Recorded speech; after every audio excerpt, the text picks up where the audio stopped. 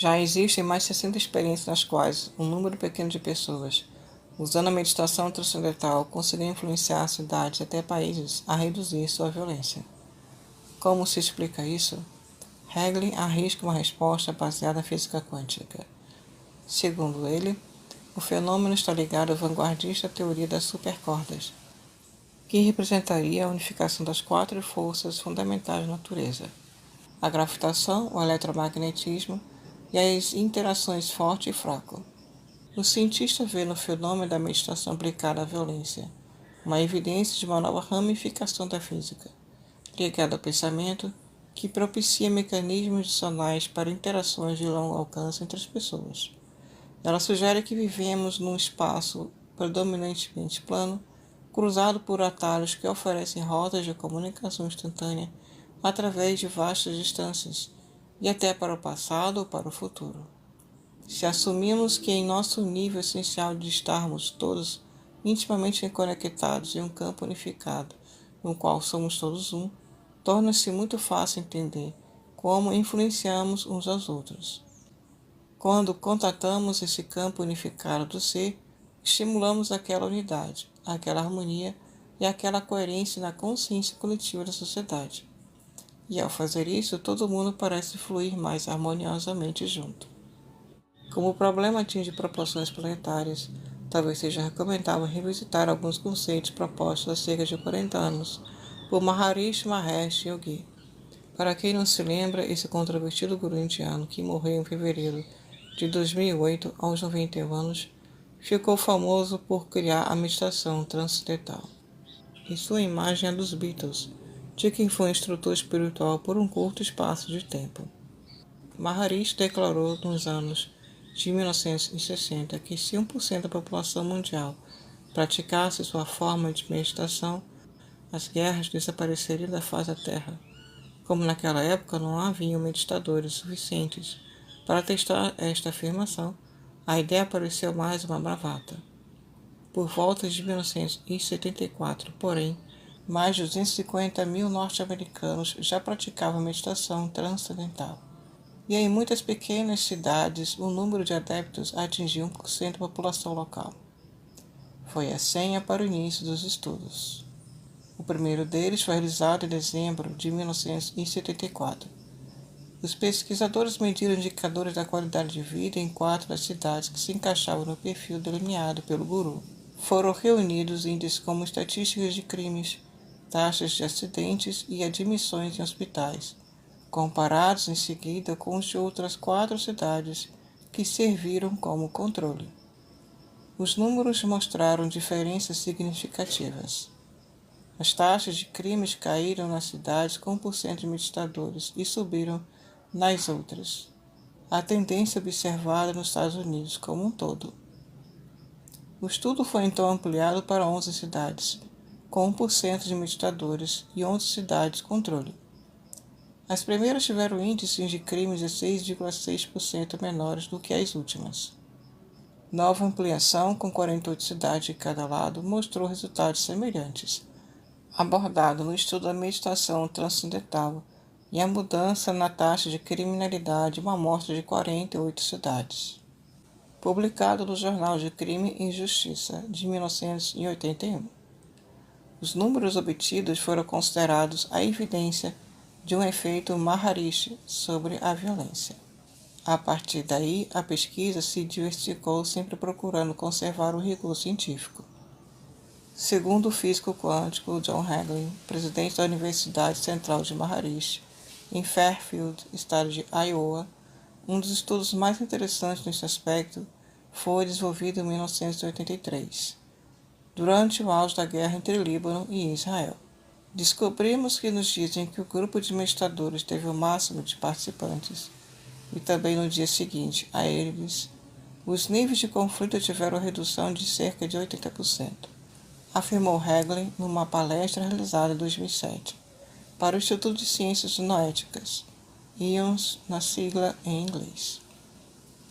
Isso se tornou um efeito estatisticamente significativo e surpreendente, porque havia apenas entre 600 e 800 pessoas meditando no meio desse conflito inteiro e da altamente estressada população circundante. Em dezembro de 1988, o jornal Resolução de Conflito da Universidade Yale publicou esses resultados em uma carta na qual convocava outras instituições, colaboradores e grupos a replicar o estudo.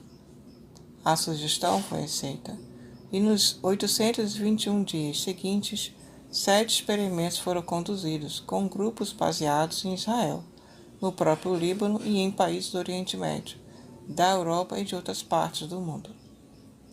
Mais uma vez, os resultados chamaram a atenção dos estudiosos.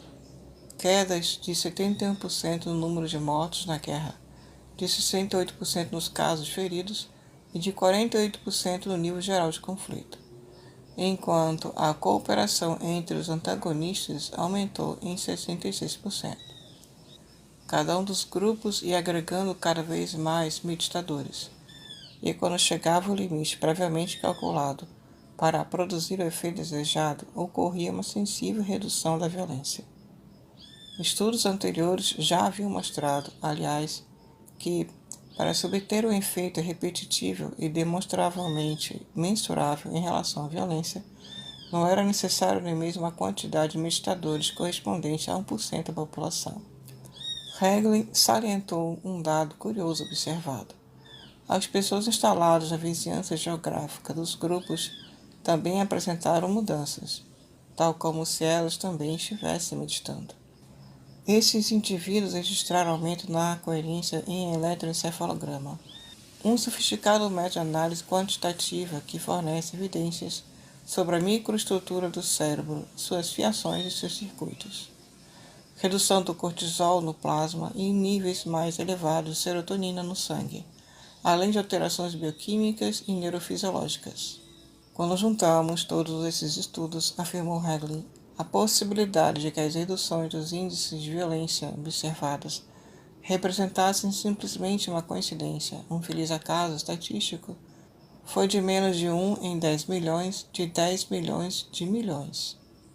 Em 1993, Hagelin e os pesquisadores ligados à Universidade Maharishi tiveram a oportunidade de testar a afirmação do guru indiano numa grande cidade com índices preocupantes de violência. Washington, a capital norte-americana. Estudos anteriores mostraram que, durante um período de 6 meses, em que a temperatura subia na cidade, os níveis de criminalidade também se elevavam. Um fenômeno explicado pelo fato de as pessoas ficarem mais tempo nas ruas, agitadas e irritadiças. Um grupo de meditadores foi criado no início do semestre observado e gradativamente ampliado, até atingir 2.500 membros, o número previsto para conseguir o efeito positivo desejado, equivalente a algo em torno de 0,17% da população da capital. No final, o grupo chegou a 4.000 praticantes. Nesse momento, registrou-se uma queda expressiva nos índices de crimes, mesmo levando-se em conta todos os fatores que poderiam interferir nisso, como a meteorologia, fins de semana e feriados. Segundo Hagelin, o trabalho foi desenvolvido com a polícia de Washington, o FBI, e 24 cientistas sociais e criminologistas ligados a instituições como as universidades Temple, do Texas, e de Maryland.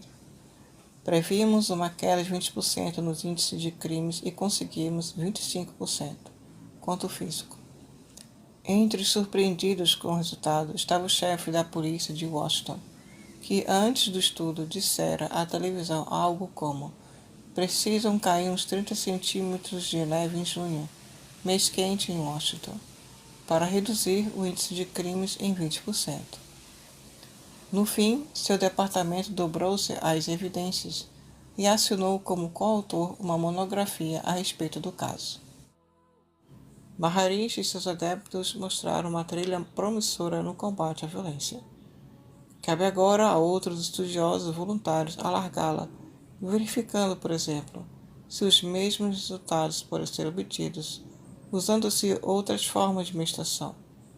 Lugares para testar essas hipóteses não faltam, e a expectativa de retorno certamente vale o investimento.